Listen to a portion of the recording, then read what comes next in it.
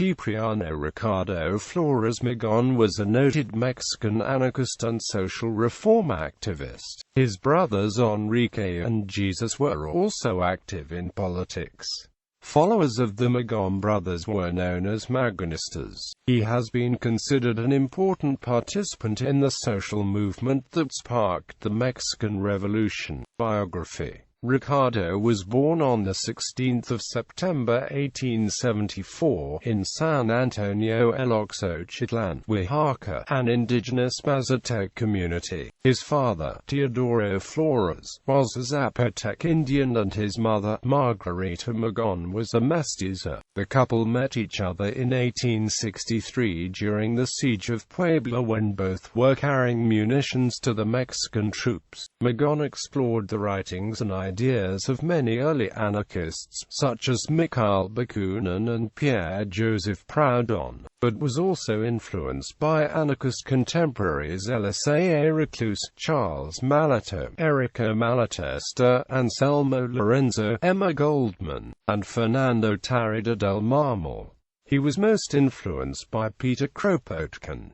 He also read from the works of Karl Marx and Henrik Ibsen. He was one of the major thinkers of the Mexican Revolution and the Mexican revolutionary movement in the Partido Liberal Mexicano. Flores Magón organized with the industrial workers of the world and edited the Mexican anarchist newspaper Regeneration, which aroused the workers against the dictatorship of Porfirio Diaz. Kropotkin's The Conquest of Bread, which Flores Magón considered a kind of anarchist Bible, served as basis for the short-lived revolutionary communes in Baja California during the Magonista revolt of 1911. The Magón brothers were from a family of modest means in Oaxaca, and all three studied law at the Escuela Nacional de Jurisprudencia. Ricardo initially attended the Escuela Nacional Preparatoria. During this time, he participated in student opposition to President Porfirio Diaz and he was jailed for 5 months.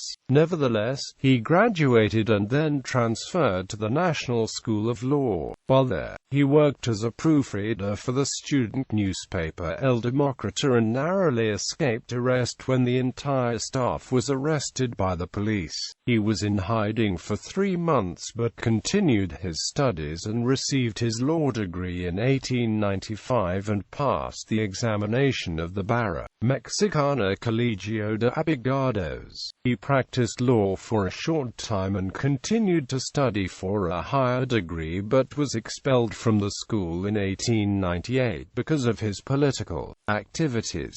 In 1900, he and his brother Jesus founded the newspaper El Regeneration, in which Ricardo read numerous articles attacking Diaz. He also wrote articles for the opposition periodicals Excelsior, La República Mexicana, and El Hijo de la Azote.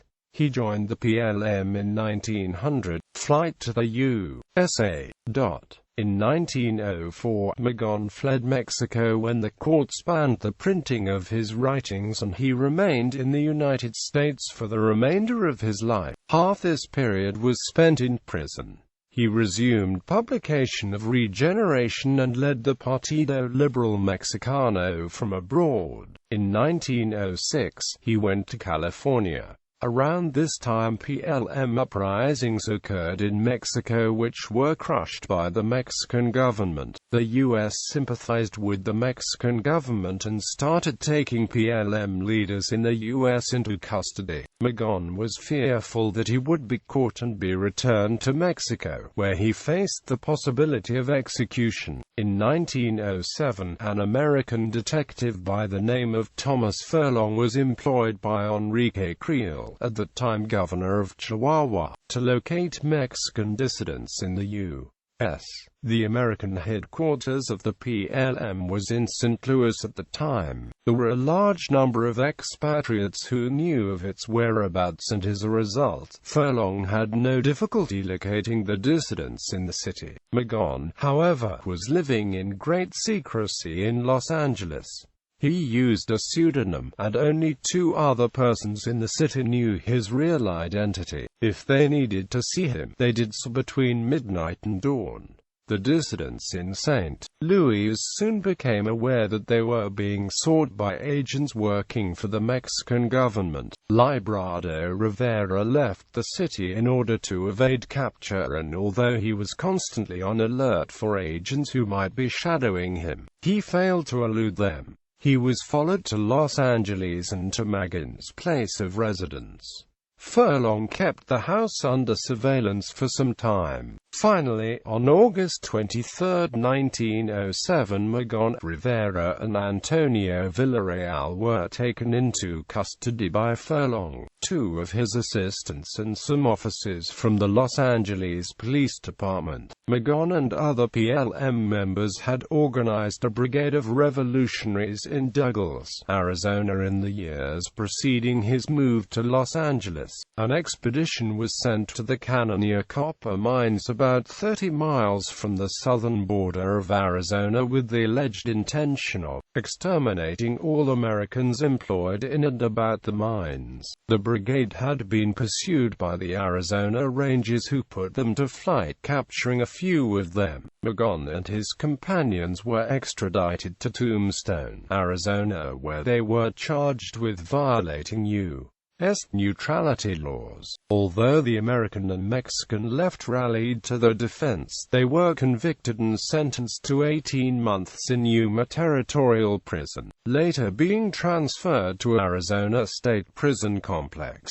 Florence. They was released in 1910 and again resumed publishing Regeneration from an office in downtown Los Angeles. The Mexican Civil War began that same year, and the Magonistas, as the PLM forces were known, were involved in combat throughout Mexico, along with the forces of Pancho Villa, Emiliano Zapata and Venustiano Carranza and Francisco I. Madero. By May 1911, Diaz was defeated. Madero organized an election, which he won by deceiving the Mexican electorate into believing that he had joined forces with the PLM. Magón continued to oppose the vast American economic presence in Mexico, and Madero's continuing expropriation of peasant lands. He was arrested again. After 2 years in prison in Washington state, he was released and settled with brother Enrique in Edendale, just north of the Silver Lake Reservoir. The PLM had no funds by this time, and the brothers and the friends farmed and raised chickens on the rented plot of land. He continued publishing Regeneration and making speeches in the region. He was again arrested in 1916, accused of sending indecent materials through the U.S. mail. With the help of Emma Goldman, he made bail. In 1918, he published an anti-war manifesto. In this he wrote, "The death of the old order is at hand. It is being whispered in the bars, theaters, streetcars and homes, especially in our homes, the homes of those at the bottom." For these writings, he was charged with sedition under the Espionage Act of 1917, convicted and sentenced to 20 years for obstructing the war effort, a violation of the Espionage Act of 1917. The Wilson administration conducted what were called the Palmer Raids, a wholesale crackdown on war dissidents and leftists that also swept up notable socialists such as Eugene V. Debs. He died at Leavenworth Penitentiary in Kansas. He had been suffering from diabetes for many years and was losing his eyesight by the time of his death. The cause of Flores Magón's death has been disputed. Some believe that he was deliberately murdered by prison guards. Others contend that he died as a result of deteriorating health caused by his long imprisonment, possibly exacerbated by medical neglect by Leavenworth Penitentiary officials and staff. Magón wrote several letters to friends complaining of debilitating health problems and of what he perceived to be purposeful neglect by the prison staff. the Mexican Chamber of Deputies adopted a resolution requesting the repatriation of Magón's body. It stated, "The undersigned deputies, animated by the desire of rendering posthumous homage to the head Mexican revolutionary, Ricardo Flores Magón, martyr and apostle of libertarian ideas, who has just died poor and blind in the cell of a Yankee prison, propose that this honorable assembly pass the following resolution, that there be brought to rest in the soil of his native land, at the expense of the Mexican government, the mortal remains of Ricardo Flores Magón. We request that this be acted upon immediately without reference to committee." Julian S. Gonzalez, Antonio G. Rivera, E. Baron Obregon, J. M. Alvarez del Castillo, A. Diaz Soroy Gama, and others. Hall of the Mexican Congress, Mexico, D. F. November 22, 1922.